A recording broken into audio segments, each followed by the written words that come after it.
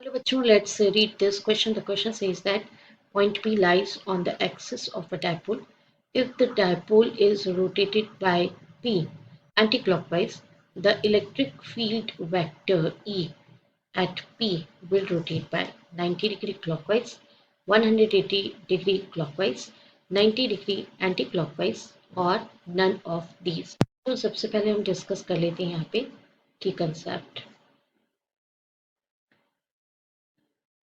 तो बच्चों जो भी इक्वेटोरियल लाइंस बनाते हैं हम, डाइपोल अगर इस डायरेक्शन में जा रहा है तो ये तो डाइपोल हो गया पी, और नॉर्मल केस में हम यहाँ पर एक्सिस ले रहे हैं अगर, तो एक्सिस पर अगर कोई पॉइंट ए या समथिंग कोई पॉइंट है तो वहाँ इलेक्ट्रिक फील्ड की डायरेक्शन जो है वो इस तरह से सिमिलर होगी।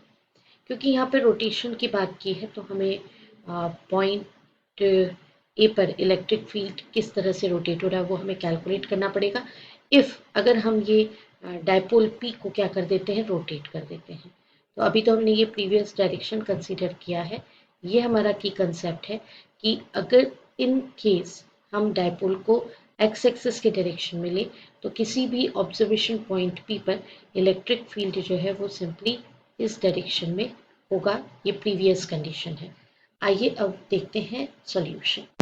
तो जैसा कि हमने बात किया कि रोटेशन करना है जो गिवन कंडीशन है उसके अकॉर्डिंगली।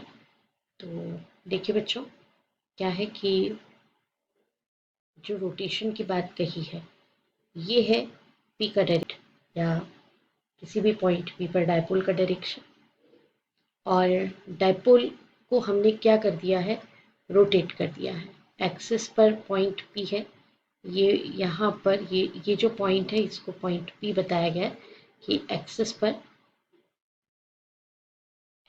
क्या है, ये हो गया एक्सिस, और एक्सिस पर कहीं पे पॉइंट क्या है, ये पी पॉइंट प्रेजेंट है।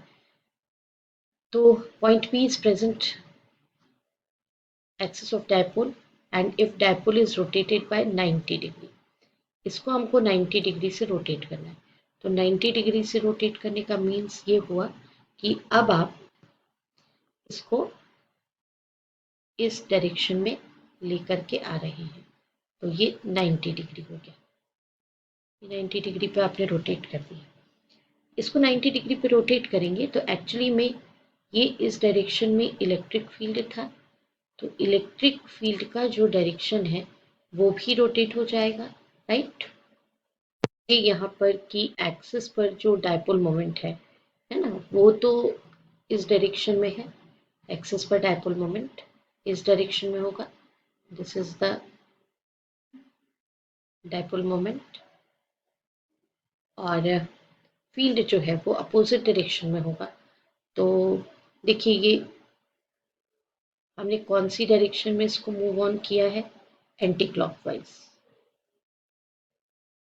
ये एंटी क्लॉकवाइज डायरेक्शन में इसको मूव ऑन किया, ठीक है। तो ये रोटेशन ये कहता है कि ये पॉइंट पी जो है वो भी किस पे चला गया, इक्वेटोरियल लाइन पे चला गया।